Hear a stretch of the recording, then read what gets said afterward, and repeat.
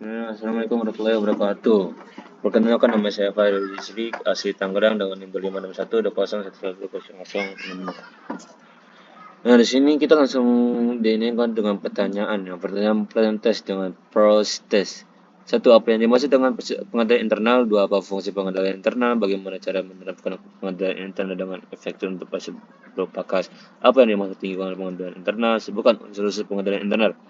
Nah, di sini kita bahas di pengantar akuntansi bab 8 pengendalian internal dan cash. Oke, kita lanjut. Tujuan pembelajaran. Nah, sini udah aja guys tujuan pembelajaran dari bab 7. Kalau nggak subscribe dulu kita subscribe. Oke guys, lanjut. Pengendalian internal. Pengendalian internal kerangka kerja terintegrasi dalam standar yang digunakan perusahaan dalam mendesain, menganalisis, dan mengevaluasi pengendalian internal. Tujuan pengendalian internal. Tujuan pengendalian internal, pengamanan aset, informasi akurat, kepatuhan terhadap hukum dan regulasi. Nah, ini tujuan pengendalian internal guys ya. Lanjut, unsur pengendalian internal. 5 unsur pengendalian internal, elemen internal control yang ditentukan oleh kerangka kerja yang terintegrasi. Satu, lingkungan pengendalian, penilaian risiko, atau risk assessment, produser pengendalian, pengawasan dan informasi dan komunikasi. Kita lanjut. Tampilan kedua, unsur-unsur dalam pengendalian internal. Ancam atau pengendalian. Nah, ini nih contohnya.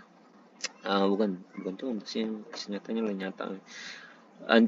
Ancaman terhadap pengendalian, lingkungan pengendalian, penilaian risiko, prosedur pengendalian, pengawasan, informasi dan komunikasi, manajemen dan perusahaan. Kayak pokok ini ya. Lanjut. Lingkungan pengendalian. 3 faktor yang mempengaruhi lingkungan pengendalian perusahaan adalah sebagai berikut. Struktur organisasi, filosofi manajemen dan gaya operasi, dan kebijakan operasional. Penilaian risiko. Semua perusahaan menghadapi risiko seperti perubahan permintaan pelanggan, ancaman persaing, perubahan peraturan, perubahan dalam faktor-faktor ekonomi. Dua, manajemen harus menilai risiko-risiko tersebut dan melakukan tindakan-tindakan yang perlu untuk mengendalikannya. Prosedur pengendalian dibuat untuk memberikan keyakinan yang memadai bahwa tujuan perusahaan dapat dicapai termasuk menjaga kekurangan. Prosedur pengendalian merupakan unsur pengendalian internal yang paling penting meliputi hal berikut ini: personal yang kompeten, rotasi kerja, dan cuti wajib. Permisahan tanggung jawab untuk operasi berkaitan operasional, menyimpan aset dan akuntansi, bukti dan langkah-langkah keamanan. Prosedur pengendalian internal. Prosedur pengendalian internal sama guys kayak tadi. Bedanya prosedur pengendalian yang kompeten operasi kerja dan cuti wajib, permisahan tanggung jawab untuk operasi yang berkaitan pemisahan operasional, menyimpan aset dan akuntansi berikut. Bukti dan tindakan keamanan. Lanjut. Pengawasan hasil sistem pengendalian internal dapat menemukan kelemahan-kelemahan dan memperbaiki aktivitas pengendalian termasuk memantau perilaku karyawan dan sinyal peringatan dari sistem akuntansi. Tampilan 5, sinyal peringatan atas masalah pengendalian internal. Tanda pengertian sistem dari manusia. Satu, perubahan drastis yang gaya hidup tanpa menang dan hadiah, hubungan yang akrab dengan pemasok, menolak mengambil cuti, saling berontak dengan karyawan lain, konsumsi alkohol atau obatan berlebihan. Nah, ini nggak boleh guys. Yang kelima apa lagi? Tanda peningkatan sistem akuntansi. Dokumen bilang hilang atau jeda norma transaksi bisa berarti dokumen yang digunakan untuk transaksi tidak sedua. Peningkatan luar biasa, pengertian uang, keperangan, pengembalian biasa saja, bisa saja pas. Wah, hati-hati nih guys. Perbedaan antara penerimaan kas harian dan setoran bank bisa bermakna penerimaan kas dicuri sebelum disetoran ke bank. Waduh, parah. Peningkatan mendadak kebayaran yang terlambat. Karyawan bisa mencuri uang pembayaran. Wah, saya karyawan apa itu? Penundaan pencatatan transaksi. Kemungkinan ada usaha penghambat deteksi kecurigaan. Kita lanjut. Informasi dan komunikasi. Informasi mengenai lingkungan pengendalian, penilaian risiko, prosedur pengendalian serta pengawasan dibutuhkan manajemen untuk mengarahkan operasi dan memastikan kepatuhan pada pelaporan hukum dan peraturan yang diperlukan. Manajemen juga dapat menggunakan informasi eksternal untuk menilai kejadian dan kondisi yang dapat berpengaruh pada pengembalian keputusan dan pelaporan eksternal. Lanjut. Keterbatasan pengendalian internal.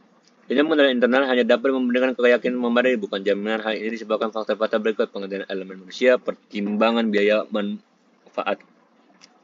Pengendalian kas terhadap penerimaan dan pembayaran.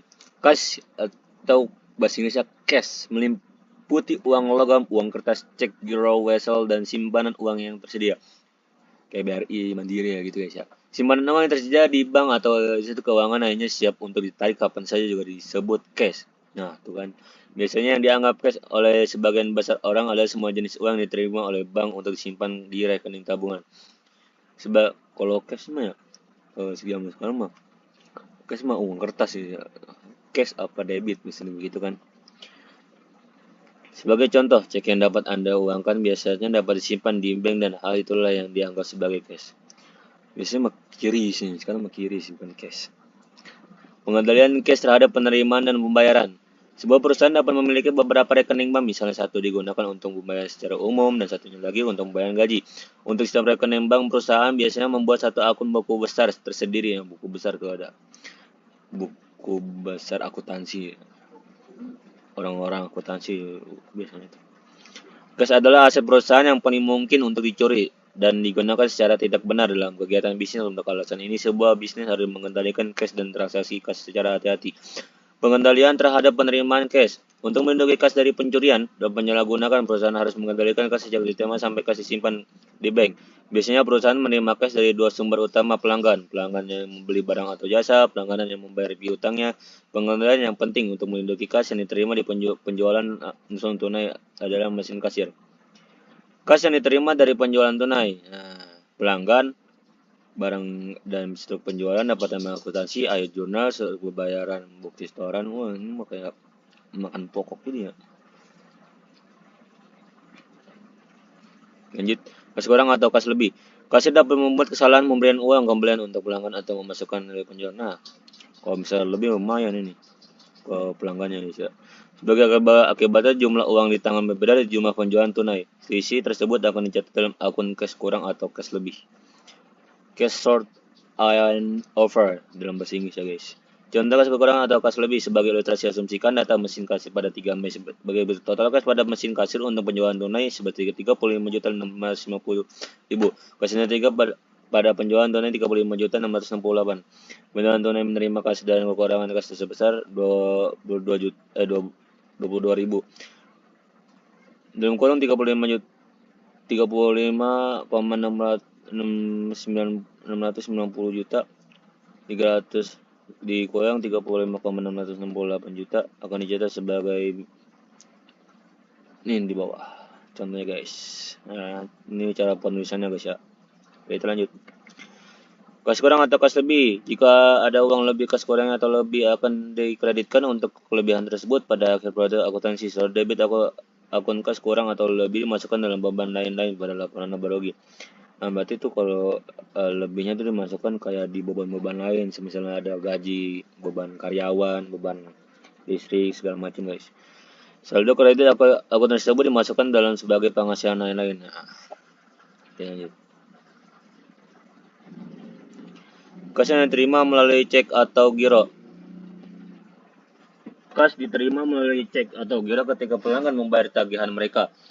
Kebanyakan faktur perusahaan dirancang agar para pelanggan mengembalikan potongan faktur yang berisi jumlah tagihan yang disebut slip pembayaran di bahasa Inggris remittance slip bersama dengan lembar pembayaran mereka. Kas yang diterima melalui transfer dana elektronik. Kas juga dapat diterima dengan pelanggan melalui transfer dana elektronik atau yang bisa disebut QRIS. Bahasanya Electronic Fund Transfer (EFT). Sebagai pemegang kartu kredit, memberi kuasa kepada bank menerima kartu kredit untuk menambahkan tagih-tagihan rutin seperti ini bukan kris, telepon seluler, internet, dan jasa listrik ke kartu kreditnya. Dalam kasus ini, perusahaan mengirim formulir yang telah ditandatangani nasabah kepada nasabah bank sebagai bentuk alternatif transfer dana elektronik bulanan. Setiap bulan, perusahaan memberitahu pelanggan jumlah yang harus ditransfer dan tanggal transfer secara elektronik. Pada tanggal jatuh tempo, perusahaan mencatat transfer elektronik sebagai penerimaan cash ke rekening banknya dan memposting jumlah yang dibayarkan sebagai pengulangan saldo piutang ke akun pelanggan yang bersangkutan. Kita lanjut. Pengendalian pembayaran kas. Pengendalian terhadap kas harus memberikan keyakinan yang memadai bahwa pembayaran dilakukan hanya untuk transaksi yang telah diotorisasi. Kas yang digunakan secara efektif dan efisien. Sebagai contoh, pengendalian seharusnya meyakinkan bahwa semua diskon pembelian yang tersedia akan diambil. Lanjut. Sistem voucher.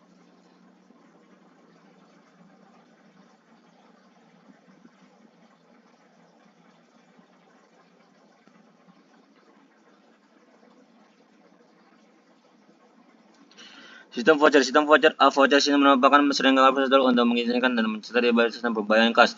Voucher adalah satu dokumen yang memberikan bukti pemberian izin membayar cash atau melakukan transfer dana elektronik.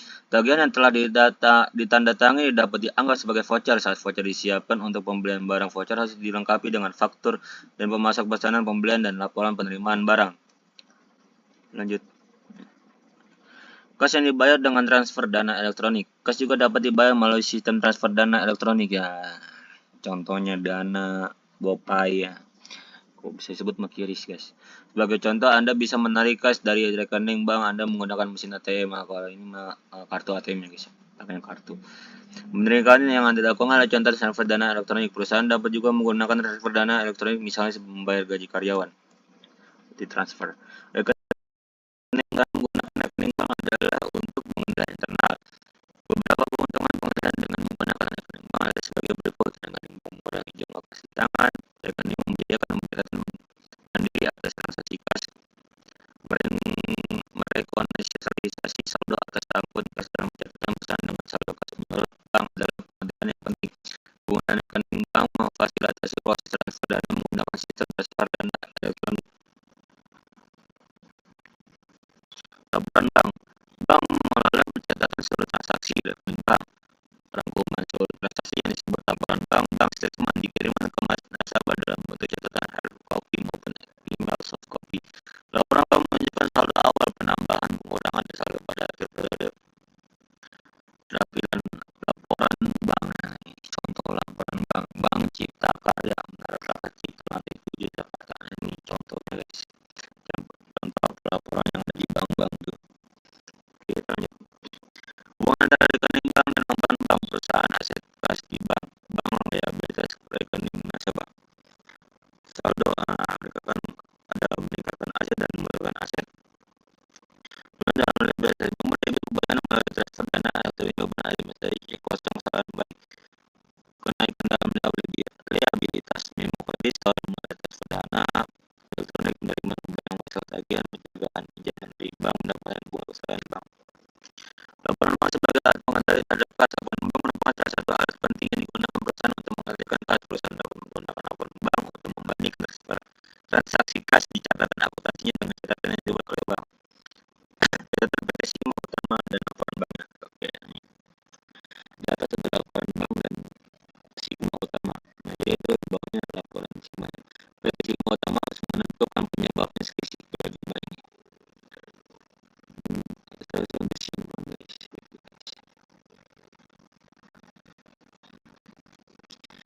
Selisih antara saldo kas perusahaan dan laporan bank. Selisih tersebut dapat disebabkan oleh tertundanya pencatatan transaksi yang dilakukan oleh salah satu pihak. Nah, ini salah nih guys.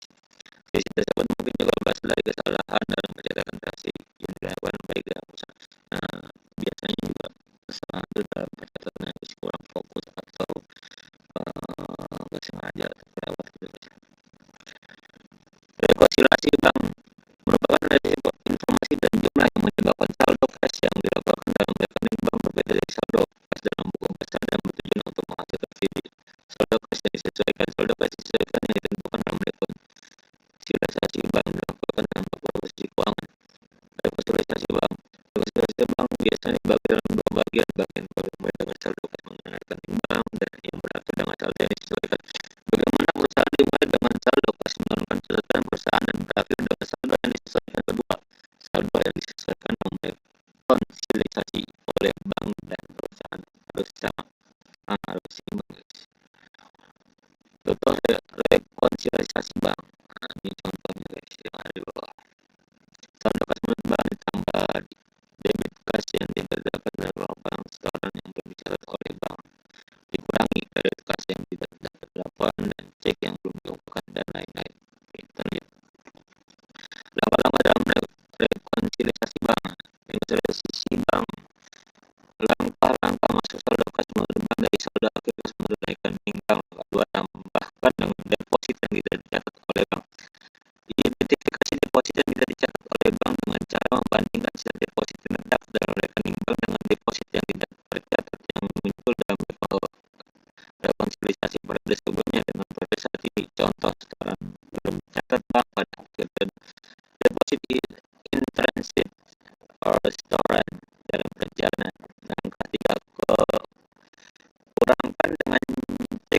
beredar yang belum dibayar oleh bank.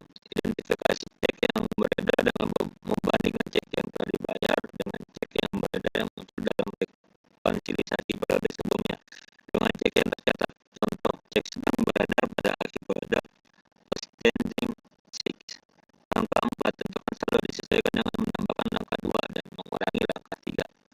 Angka pada rekonsiliasi perusahaan. Langkah 5, masukkan saldo kas menurut perusahaan dan saldo akhir kas dalam buku besar. Tambahkan dengan langkah 6, tambahkan dengan memo kredit yang belum dicatat. Identifikasi memo kredit bank yang belum dicatat dengan membandingkan memo kredit rekening bank ke akhir jurnal. Contoh, wesel tagihan dan bunga yang dikumpulkan oleh bank. Langkah 7, gunakan dengan memo debit yang belum dicatat. Identifikasi memo debit bank yang belum dicatat oleh perusahaan dengan membandingkan memo debit laporan bank ke akhir jurnal. Contoh, cek kosong, NSF, pelanggaran buat administrasi bank. Langkah 8, tentukan saldo disesuaikan dengan menambahkan angka 6 dan mengurangi angka 7. Buktikan jika saldo disesuaikan sama.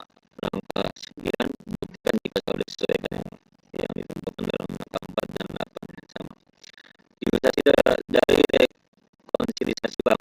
Sebagai tambahan mengenai rekonsiliasi bank, kita akan menggunakan rekening bank untuk PT Sigma untuk ditampilkan di laporan bank ini menunjukkan saldo sebesar 3,359.760 per 31 Januari saldo kas dalam buku besar PT Sigma utama bertanggal yang sama adalah Rp7.559.990. Berikut ini adalah informasi yang perlu dicocokkan dengan menggunakan langkah-langkah yang telah disebutkan. Investasi dalam rekonsiliasi bank. Langkah 2, setelah tanggal 31 Januari dicatat dalam rekening bank Rp816.200.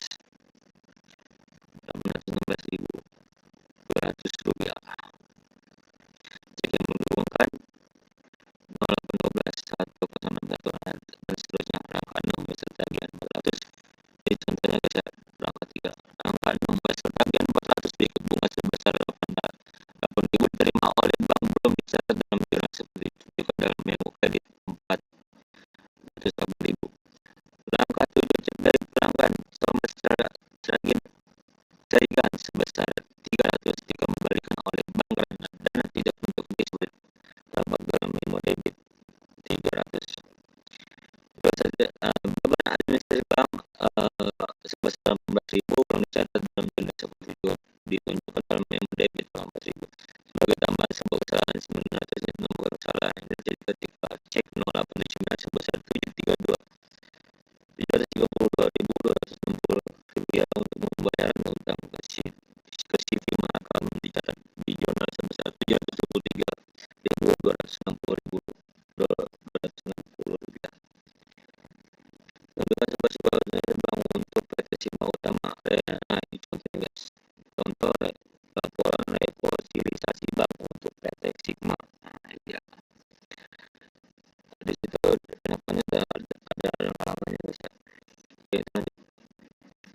Air jurnal untuk PT Sigma berdasarkan rekonsiliasi bank sebelumnya. Air jurnal untuk PT Sigma utama sebagai berikut. Juli kas atau tagihan sini telah menyatakan guys ya. Dana kas keperluan khusus perusahaan biasa harus membayar sejumlah pengeluaran kecil seperti perangko, perlengkapan kantor atau perbaikan kecil. Dana kas dari keperluan khusus dana kas kecil biasa diisi kembali pada jalan atas saat dana habis atau mencapai jumlah minimum. Saat dana kas kecil diisi kembali, akun yang ditentukan dengan merangkum penerimaan kas kecil. Kemudian cek ditulis jumlah ini dan dimasukkan dalam kas kecil. Investasi dana kas kecil semestikan bahwa dana kas kecil sebagai sebesar 500.000 dibentuk pada tanggal 1 Agustus. Nanti kita bisa kecil kas debit kredit. Dana kas kecil juga ketika jumlah dana dinaikkan kas dikreditkan ketika jumlah dana kas kecil diturunkan. Pada ilustrasi dana kas kecil pada akhir bulan Agustus kas kecil menunjukkan pengeluaran untuk pos-pos rutinannya. Contohnya kas kecil. Air jurnal untuk mengisi kembali dana kas kecil pada tanggal 3 Agustus dan sebagai berikut. Nah, ini contohnya cara penulisannya guys.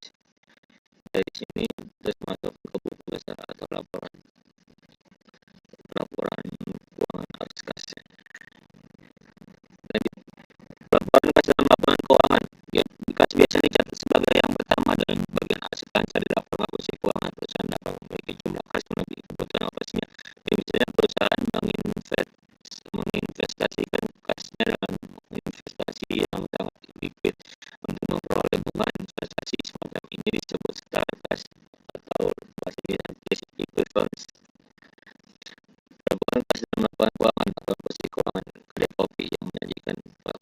ditunjukkan sebagaimana ini salah satu laporan posisi keuangan PKI Kopi. Rasio kas pada pengeluaran kas pada untuk perusahaan yang baru mulai berjalan atau sedang dalam suatu keuangan merupakan hal penting untuk proses berlangsungan hidup. Rasio kas terhadap beban kas bulanan ratio of cash out monthly cash expense berguna untuk menilai berapa lama perusahaan dapat melanjutkan operasinya tanpa pembiayaan tambahan dan arus kas positif dan kegiatan operasi. Rasio kas pada pengeluaran kas per bulan. Rasio kas terhadap beban kas per bulan kemudian dapat dihitung sebagai berikut. Rasio kas terhadap beban kas bulan sama dengan kas pada akhir tahun per beban kas per bulan. Kas termasuk setara kas diperoleh dari laporan posisi keuangan akhir pada beban kas bulan. Terkadang disebut kas bulan diestimasi dari bagian aktivitas operasi laporan arus kas sebagai bentuk beban kas bulanan sama dengan arus kas negatif dari kegiatan operasi per 12. Ilustrasi data berikut dalam penipuan diambil dari laporan keuangan Ocean Power Technologies. Contohnya guys, kas dan setara kas pada akhir tahun arus kas dari kegiatan operasi. Contohnya guys, ilustrasi kas pada pengeluaran kas per bulan. Berdasarkan data yang disajikan sebelumnya, beban kas di bulanan dan rasio kas pada beban kas bulanan dapat dihitung sebagai berikut. Nah, ini contoh penghitungan kas bulanan dan rasio kas pada beban kas. Oke, itu aja